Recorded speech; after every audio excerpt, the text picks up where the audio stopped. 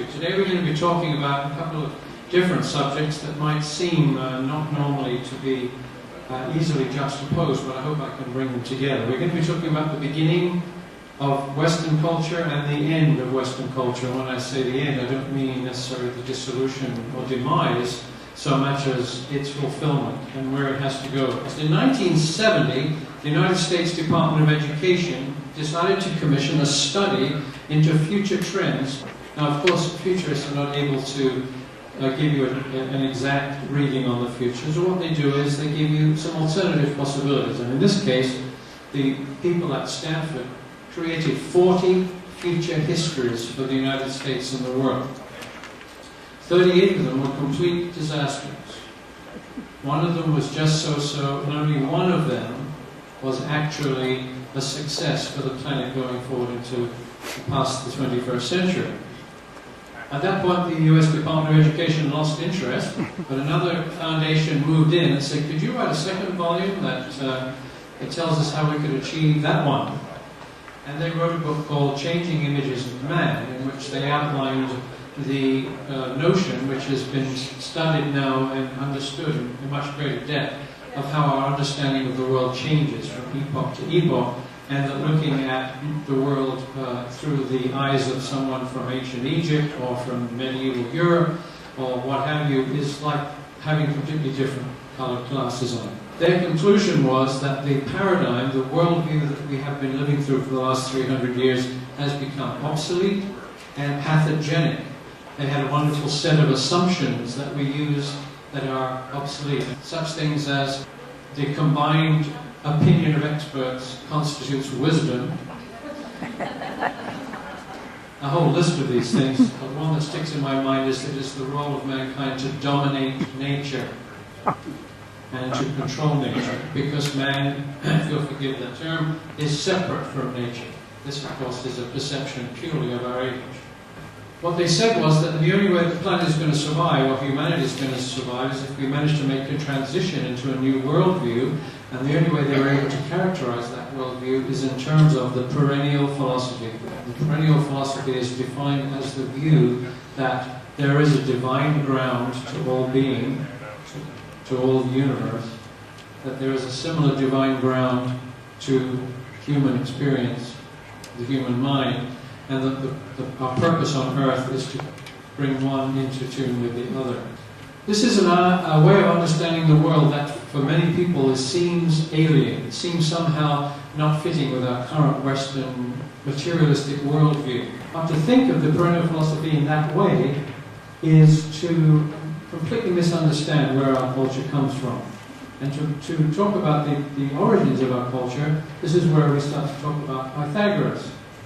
Everyone recognizes that whenever you study the history of anything in school, they always start with the Greeks, the history of science, the history of art. This is where you recognize how Western culture is springing from. However, we always recognize just that part of Greek culture and Greek thought that we consider to be appropriate. But the great historian of science, Hugh Kearney, he identified 3 strands of Greek thought, all of which have a role in influencing our current culture. The first of these came from Archimedes, in his view, and this was the materialistic worldview. That detail with engineering, the use of mathematics, for example, to influence the external world. But there are 2 other strands, one which comes from Plato and one which comes from Aristotle. Both of these gentlemen are depicted here in this famous painting called The School of Athens by Raphael. At the center of the picture we find Plato and Aristotle. It is considered significant that Plato is pointing to the heavens because this is where he took his inspiration, whereas Aristotle is motioning downwards because he was more materialistic frame of mind. Plato represented what he called the magical view. It was also represented by Pythagoras, who is depicted in this particular painting sitting a little bit lower down, demonstrating some geometrical theorems. But there was a great deal more to Pythagoras than geometry, even though that's the only thing that we ever teach our students. And the magical worldview that he represents was an essential part of Greek thought and came to a great flowering during the Renaissance. We use mathematics in everything to do with physics and the other sciences, and yet you have no understanding whatsoever of how something which is purely subjective, which exists only in the mind, can have such an exact one-to-one correspondence between what goes on in the external world. But at the origin of this magical strand, we find Plato, and before him the great sage and seer Pythagoras. Where did the Greeks get their knowledge from? Well, there's a statement from Ficino, who translated Plato. There were in former times 6 great teachers expounding similar doctrines. The first was Zoroaster, the chief of the Magi. The second, Hermes Trismegistus, head of the Egyptian priesthood. Orpheus succeeded Hermes. Aglaophamus was initiated into the secret mysteries of Orpheus. Pythagoras was initiated into theology by Aglaophamus, and Plato by Pythagoras. And of course we know that Alfred North Whitehead said that all of Western philosophy was just a footnote to Plato. So who is this man Pythagoras who seems to stand at the beginning of our culture? Everything about Pythagoras was a result of the fact that he spent many years initially traveling in the ancient world. He went to Egypt, he went to Babylon. Some in India, they like to say that there's evidence he was in India. All his early years were spent absorbing the knowledge and wisdom of the ancient world. But then, when he put it into practice, coming back to Greece, where he established a school, what he established there was laying down the foundations of our culture. This is from William Murray Thompson. If you listen to Werner Heisenberg lecturing about Pythagoreanism in his own work on the quantum theory, you will hear him state that the basic building blocks of nature are number and pattern, that the universe is not made out of matter, but out of music.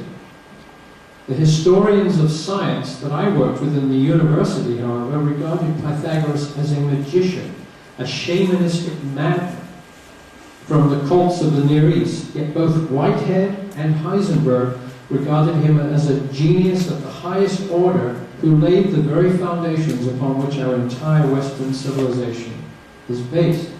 While accounts of his travels differ, historians agree that he visited many countries and studied at the feet of many masters.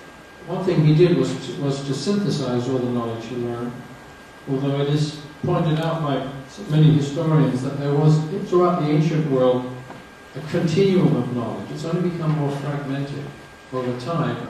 His view of mathematics was not what you and I think of as mathematics. Again, let me read to you.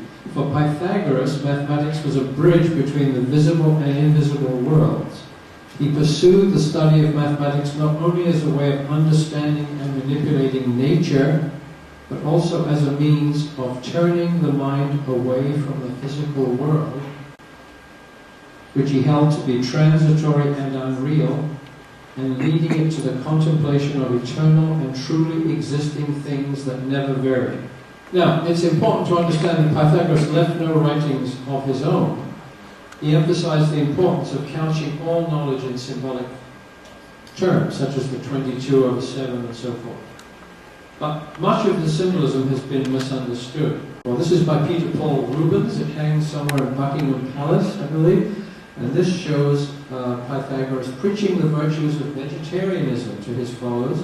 The first thing that people learned when they came into his school was a certain lifestyle. What he taught to the inner circle of his group was that pure knowledge represented a catharsis to the soul and purified the soul so that the soul could avoid reincarnation.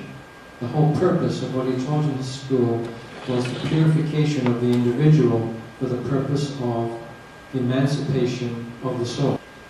Pythagoras taught that only things that never vary are worthy subjects of study. Everything else is just fleeting and changing. So the only objects which he could find that never changed were mathematical objects. He used the contemplation of these eternal entities to turn the mind away from the physical world and go deeply inside.